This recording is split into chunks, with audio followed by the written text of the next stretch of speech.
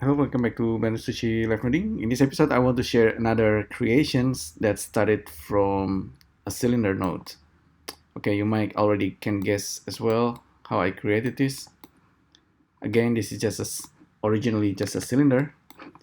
So cylinder node. So let's see the story of this creation. Again, I started with number range, sine oscillator, and add. So this one, of course, just give a lot of different variations of these cables or wires. What happens under after the cylinder is we have these UV connections and separate loose part and a bit of transform mesh. This one is actually unnecessary. Let's get rid of that. So this is the original one. Let me get rid of some cables, make it 12 or 16. So we have the usual sine oscillator. It's all pretty interactive. So let's keep it simple for now.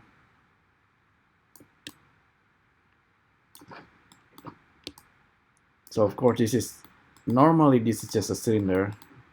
If you use a viewer draw,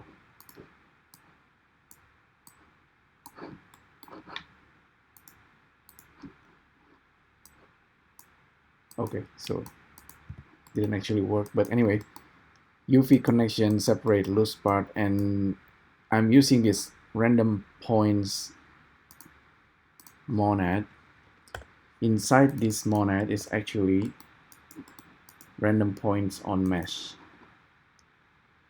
Okay, so this node is generating a bunch of points on every face of or whatever we have here. What we have here is kind of like the circular part that makes the cylinder. So I separate it. So currently we have 10. We can actually increase the number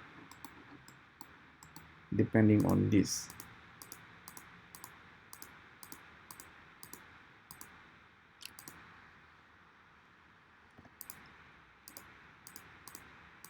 Oh, actually, I should have visualized this better, but let me try. Once again, okay, before I separate, we actually have these. Okay, that's much better. And we can also visualize the points. So from this cylinder and UV connection, we can get the plates, the blue plates. And then from the blue plates, we actually generate random points on the plates thanks to this guy and vectorize. That's mean kind of looping, and for each and every plate, it's generate points. So after we generate points, we simply connect the points and we end up with these wires. So I have another UV connection, blah blah blah. Okay, separate the loose part again. So after I created the wires, I separate it again and I bevel it. That's why we end up with something like this, kind of like a cable. So I thought that's kind of really interesting and can be very useful if you are generating, let's say, the inside of muscle of a robot. So it generates all these wires, and you can actually randomize the radius of each wires, randomize it, right? It's very interesting looking.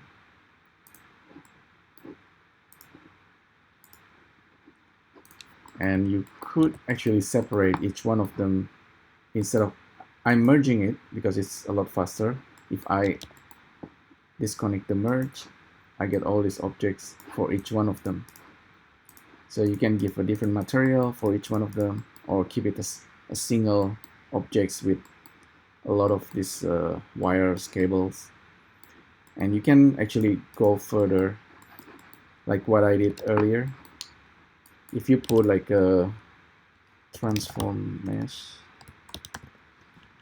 if you actually slightly deforming the cylinder before you plug it into these random point monads, you can get a different look altogether. This is probably like a little bit too much.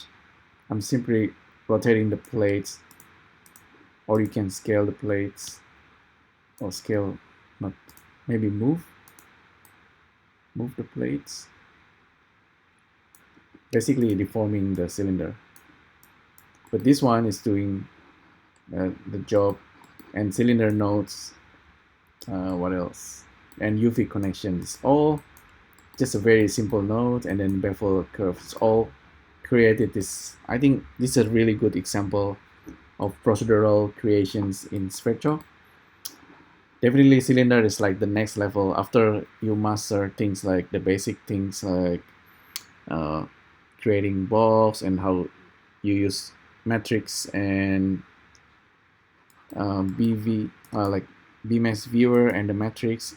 Once you get to understand all those arrays, you can start with the cylinder nodes. Okay, cylinder is very powerful. So there you go. Hopefully you find this useful. Let me know what you think, and I'll see you next time. Thank you. Bye.